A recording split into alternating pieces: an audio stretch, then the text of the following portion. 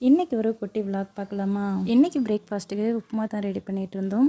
As usual எப்பவும் போல் தான் கடுகு பட்டை மிளகா போட்டு சின்ன வெங்காயம் போட்டு தாளித்து விட்டாச்சு. கருவேப்பிலை போட்டு தண்ணி 2:1 ரேஷியோ தான். இது ஒரு பக்கம் ரெடி பண்ணியாச்சு. நெக்ஸ்ட்டு இன்றைக்கி ஃப்ரைடே அத்தாவும் தம்பியும் தொழுகைக்கு கிளம்பிட்டாங்க. நெக்ஸ்ட்டு வந்து தொழுது முடிச்சுட்டு சாப்பாடு ரெடி பண்ணிகிட்டு இருந்தோம். எல்லாத்தையும் அரேஞ்ச் பண்ணி வச்சுட்டு ஒருத்தவங்களுக்கு சாப்பாடும் கொடுத்து அனுப்புறதுக்காக ரெடி பண்ணிகிட்டு இருந்தோம். பிரியாணிக்கு சைடிஷாக மாங்காய் பச்சடி, ரைத்தா அண்டு எக்கு இது எல்லாத்தையும் தான் ரெடி பண்ணி வச்சுருந்தோம். நெக்ஸ்ட்டு ஒரு சின்ன கேரியரில் சாப்பாடு எல்லாத்தையும் ரெடி பண்ணி அரேஞ்ச் பண்ணிகிட்டு இருந்தோம். இன்றைக்கி கொஞ்சம் பிரியாணி டிஃப்ரெண்ட்டாக செய்யலான்னு சொல்லிட்டு தான் ட்ரை பண்ணியிருந்தோம். செம்ம டேஸ்ட்டாக இருந்துச்சு. சான்ஸே இல்லை இந்த மாதிரி இருக்கும், நாங்களும் எதிர்பார்க்கவே இல்லை.